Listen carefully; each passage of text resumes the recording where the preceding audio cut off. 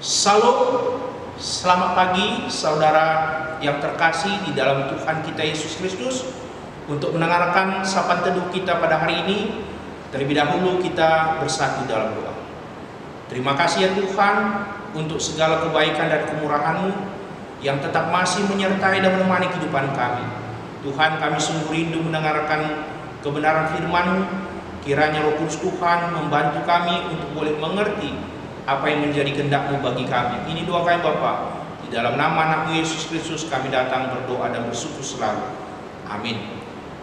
Firman Tuhan yang menjadi sapaan teduh kita pada hari ini terambil dari kitab Wahyu 1 ayat 17 sampai 18. Wahyu 1 ayat 17 sampai 18, demikianlah firman Tuhan.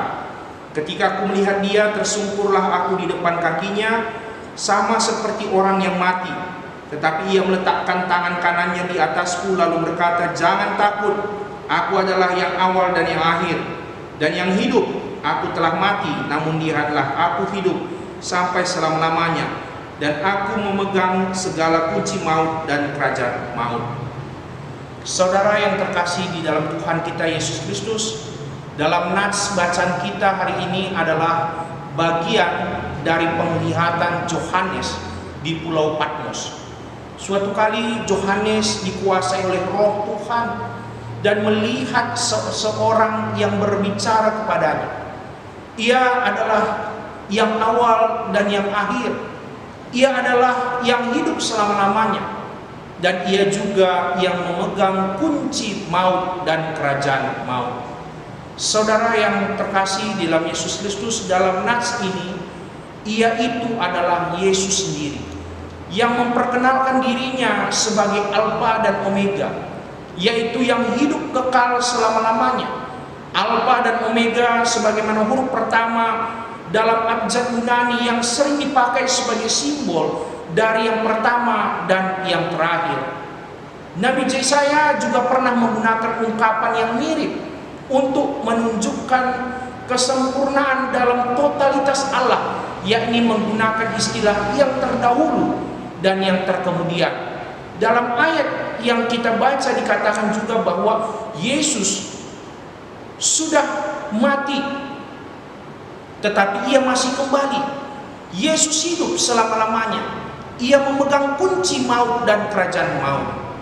Saudaraku, kunci merupakan simbol dari kuasa dan otoritas penentu dan pemilik akses.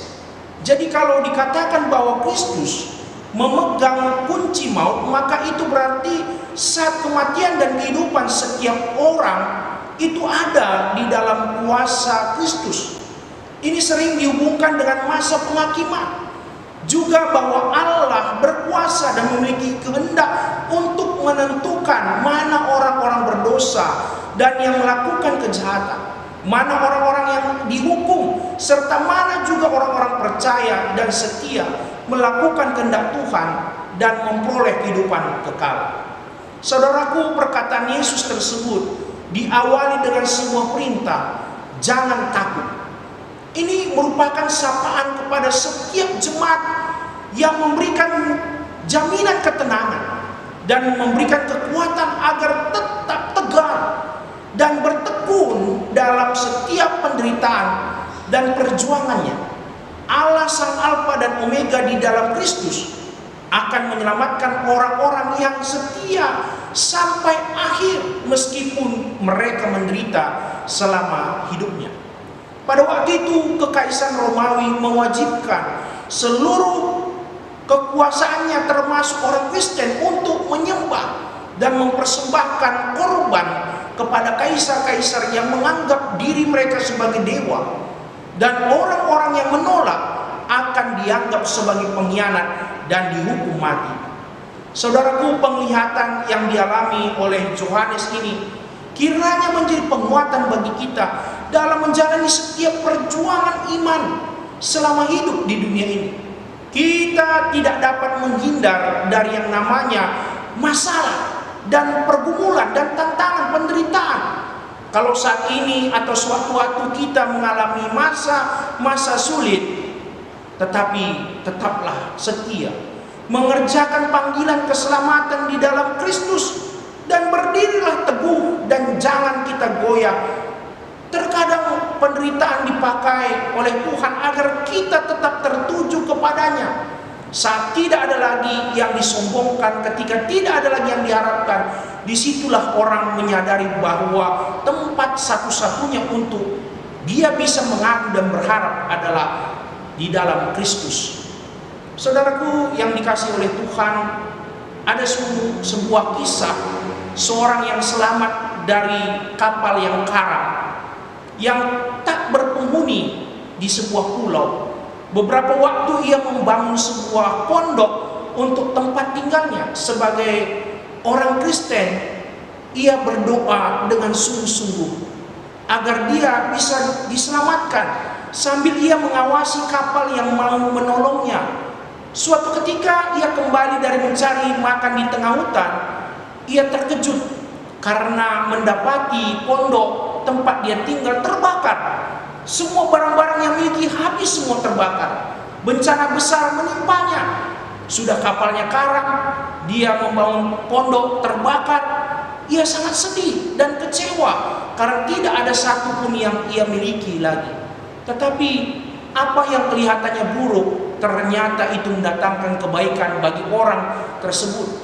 Saat ia berpikir bahwa keadaannya buruk, tetapi rupanya Allah merancang sesuatu yang baik dan indah. Kondisi sulit menjadi cara Allah untuk menjawab doa-doanya selama ini.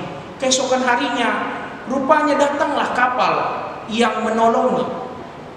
Apa yang dikatakan nahkoda kapal? Kami telah melihat asapmu. Asap dari pondok yang terbakar itu telah menjadi tanda bagi tim SAR untuk menolong dan menyelamatkannya. Saudaraku yang dikasihi Tuhan, tetaplah teguh dan percaya di dalam Kristus. Pikiran kita mungkin terbatas untuk memahami cara dan jalan Allah. Tetapi percayalah bahwa rencana Allah adalah yang terbaik dan indah. Mungkin buruk bagi kita, tapi itu indah bagi Tuhan. Itu sebabnya mari kita memiliki sikap yang benar di hadapan Allah. Saat kita berada dalam sebuah tantangan dan pergumulan, mungkin kepada kita Yesus berkata, jangan takut. Aku adalah Alfa dan Omega. Aku adalah yang awal dan akhir, yang hidup. Aku telah mati, namun lihatlah, hidup. Aku hidup selama-lamanya, dan aku memegang kunci maut dan kerajaan maut. Demikianlah firman Tuhan yang menjadi penguatan bagi kita. Mari kita bersatu di dalam doa.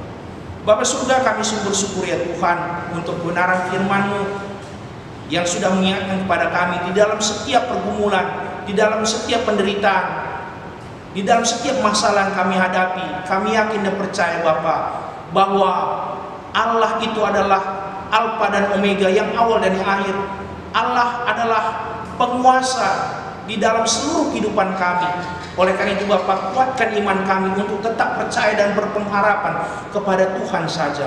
Bapak surga, kami berdoa pada saat ini, jikalau ada jemaat Tuhan, pendengar sapaan teduh pada hari ini yang memiliki berat di tengah-tengah kehidupannya, biarlah kuasa Tuhan yang menjamah hidupnya sehingga dia merasakan pertolongan Tuhan. Kalau ada jemaat Tuhan yang pada saat ini sedang dalam keadaan sakit, kiranya bilur-bilur darah Tuhan Yesus yang menyembuhkannya Bapa.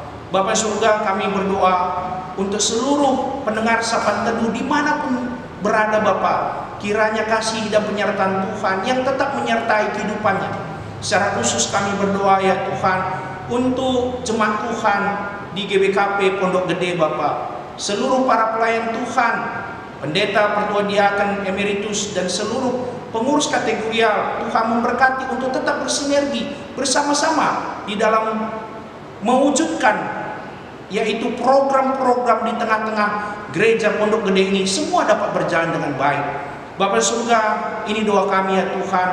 Kami berdoa kiranya Tuhan tetap menyertai dan menemani kehidupan kami di sepanjang kehidupan kami hari ini. Ini doa kami Bapa. Ampunkan segala dosa kami ya Tuhan, sebab kami datang di dalam nama anak-Mu Yesus Kristus yang sudah mengajari kami doa Bapa kami. Kita ucapkan bersama-sama. Bapa kami yang di surga, dikuduskan nama-Mu, datanglah kerajaan-Mu, jadilah kehendak-Mu di bumi seperti surga. Berikanlah kami pada hari ini makan kami secukupnya, dan ampunilah kami akan kesalahan kami, seperti kami juga mengampuni orang bersalah kepada kami. Dan janganlah membawa kami ke dalam pencobaan, tetapi lepaskanlah kami dari yang jahat. Karena Engkau yang punya kerajaan dan kuasa dan kemuliaan sampai selama-lamanya. Amin. Tuhan memberkati kita seluruhnya pendengar Sapaan Teduh.